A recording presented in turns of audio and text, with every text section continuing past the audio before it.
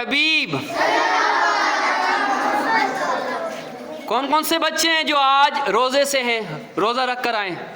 ज़ियारत उनकी कर लें जी। माशाअल्लाह, ये बच्चे अल्हम्दुलिल्लाह रोज़े रख कर आए। हमारा यह बवाई कैंपस है, यहाँ 2 से लेकर 7 तक स्टूडेंट्स हैं। बवाई कैंपस है, ये सेपरेट कैंपस है अल्हम्दुलिल्लाह। यहाँ बच्चे पढ़ रहे हैं 2, 3, 4, 5, 6, 7 के।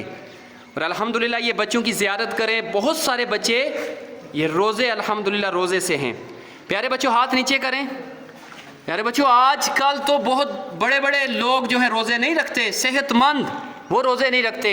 जबकि आला हज़रत का फतवा है कि जब बच्चा 8 साल का हो जाए, बच्चा यानी 7 साल का हो जाए, 8 साल की उम्र में कदम रखे, और ये इस्लामी तारीख के मुताबिक जब कदम रखे तो वालिदैन पर लाजिम है कि वो बच्चे को क्या करें? रोज़ा रखने की तलकीन करें, नमाज पढ़ने का हुक्म करें। और जब बच्चा 10 साल का हो जाए, 11 साल की उम्र में कदम रखे, 10 साल का हो जाए, 11 साल की उम्र में कदम रखे इस्लामी डेट के मुताबिक, तो अब वालिदैन पर वाजिब है कि वो बच्चे को रोज़ा ना रखने पर मारें, बच्चे को रोज़ा ना रखने पर मारें। और फिर अगर वो नमाज नहीं पढ़ता तो उस पे भी उसको मारा जाए।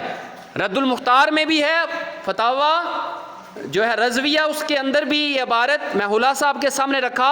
जब बच्चा 10 साल का हो जाए, 11 साल की उम्र में कदम रखे, तो उसको नमाजें भी सारी पढ़नी हैं, रोज़े भी रखने हैं। हाँ, अगर कोई बच्चा गलती से रोज़ा तोड़ देता है या उसकी सेहत ख़राब हो जाती है तो उस पर क़ज़ा वाजिब नहीं, रोज़े की क़ज़ा वाजिब।